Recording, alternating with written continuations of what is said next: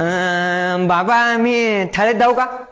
अबे जेव्हा जायचं तेव्हा नाही जात आणि आता तब्येत खराब आहे तर जाऊ वाटायला का तुला? मग तुम्ही म्हणाले म्हणून जात नाही, नाही तर गेलो आतो मी थाळीत. असा तर लई जात होता भयांदर.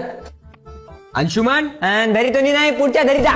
अरे मला तुझ्याच घरी यायचं आहे. जाऊन तुमचं दरदार फुटलं जा. तसं नाही, अरे मी डॉक्टर आहो, दरवाजा उघड. आणि डॉक्टर आहे तर घरी जा ना, मी काय करू?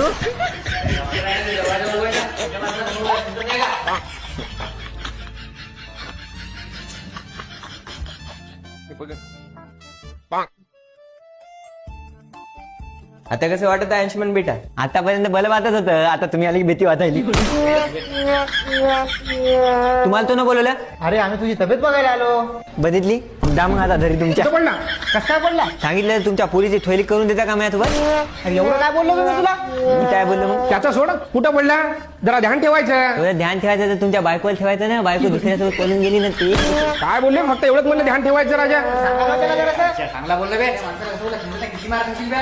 अहो बाबा, तुमचा पोरगा चांगला आहे हे माणूस नाही का लय खराब आहे. या माणसाची नजर नाही का माझ्यावर आहे आणि पुन्हा आपल्या घरावाला आहे. आपलं एवढं मोठं घर आहे ना, म्हणून हे नाही का हे काय करते माहिती, आपल्या घरी येते आणि पाहत राहते मला की हे नाही म्हणजे याची पोरगी माझ्यासोबत लग्न करून द्यायचं म्हणून. हे थादडा माणूस पहिले हे त्या बापाच्या भलोद्यावर होतं आणि आता माझ्या बापाच्या भलोद्या आहे.